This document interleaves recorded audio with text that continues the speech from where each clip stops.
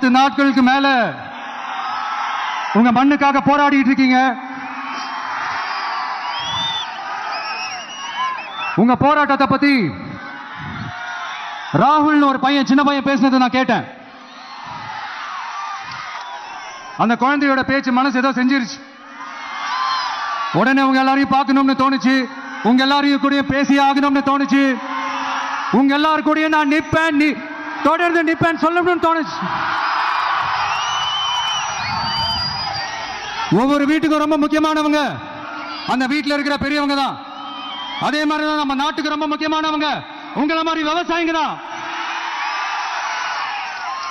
அதனால உங்களை மாதிரி விவசாயிகளோட காலடி மண்ணை தொட்டு கும்பிட்டு தான்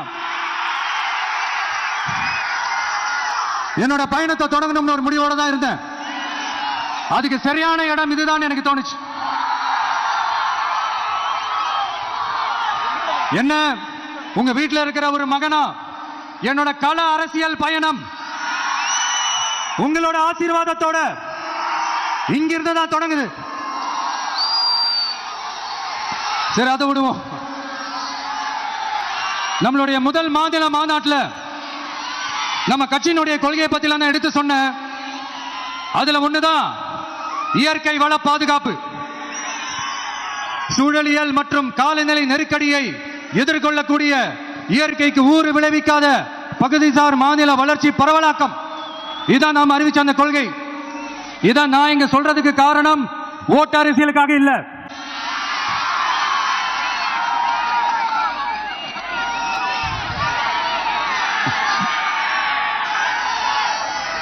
இன்னொரு தீர்மானம் அதே மாநில மாநாட்டில் நான் சொன்னேன். அது விவசாய நிலங்கள் பாதுகாப்பு கொள்கை தீர்மானம். அதுல காஞ்சிபுரம் மாவட்டம் பரந்தூரில் 1000க்கும் மேற்பட்ட ஏக்கர் பரப்பளவில் 13 நீர்நிலைகளை அழிச்சு சென்னை நிரந்தரமாக வெள்ளக்காடாக்கும் திட்டத்தை ஒன்றிய மாநில அரசுகள் கைவிட வேண்டும் வலியுறுத்தின. அது மட்டும் இல்லாம இந்த மண்ணுக்காகவும் மக்களுக்காகவும் நம்ம விவசாயிகள் பாதிக்கிற இந்த திட்டத்துக்கு எதிராக சட்ட போராட்டம் நடத்தவும் தயங்க மாட்டோம்னு சொல்லியிருந்தோம். அதை இங்க உங்க முன்னாடி ரொம்ப ஸ்ட்ராங்கா வலியுறுத்துறேன். இந்த பிரச்சனையில நான் உங்களோட உறுதியா நிற்பேன்.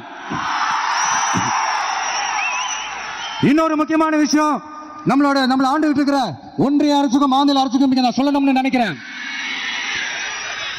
நான் இங்க வளர்ச்சிக்கு எதிரானவெல்லாம் கிடையாது. ஏர்போர்ட்டே வரக்கூடாதுன்னு நான் சொல்லல, இந்த இடத்துல வரக்கூடாதுன்னு நான் சொல்றேன்.